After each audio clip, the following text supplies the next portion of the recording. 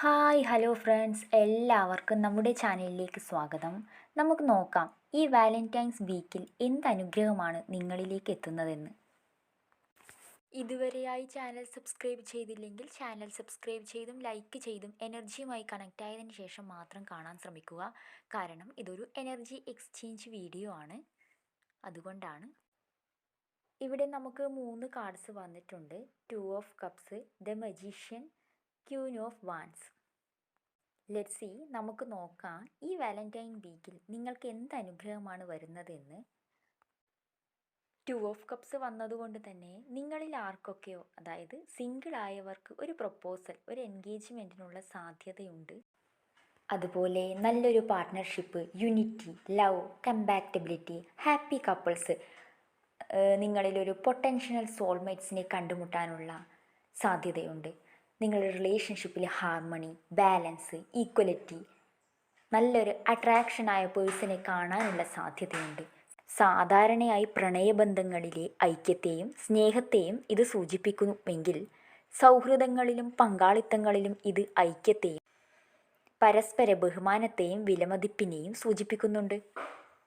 നിങ്ങളുടെ ജീവിതത്തിലെ പല മേഖലകളിലും നിങ്ങളൊരു അട്രാക്റ്റഡ് പേഴ്സണായി മാറാനുള്ള സാധ്യതയുണ്ട്. ക്യൂൻ ഓഫ് വാൻസ് വന്നതുകൊണ്ട് നിങ്ങൾ ഈ വാലന്റൈൻ വീക്കിൽ ഒരു തുറന്ന മനസ്സുള്ളവനും ശുഭാപ്തി വിശ്വാസിയും ഊർജ്ജസ്വലനുമായിരിക്കുമെന്നാണ് പറയുന്നത്. ക്യൂൻ ഓഫ് വാൻസ് വന്നതുകൊണ്ട് തന്നെ നിങ്ങൾ സെൽഫ് ലവ് ഉള്ള ഒരു വ്യക്തിയാണെന്ന് മനസ്സിലാക്കാം. വളരെ എനർജറ്റിക് ആയിട്ടുള്ള, പാഷനേറ്റ് ആയിട്ടുള്ള ഒരു വ്യക്തിയാണ്. അതുകൊണ്ട് തന്നെ നിങ്ങളിലേക്ക് നല്ല നല്ല പ്രൊപ്പോസൽ അട്രാക്റ്റ് ചെയ്യാനും ഈ ഒരു വീക്കിൽ സാധ്യതയുണ്ട്. അതുകൊണ്ട് മജീഷ്യൻ കാർഡ് റിവേഴ്സായി വന്നതുകൊണ്ട്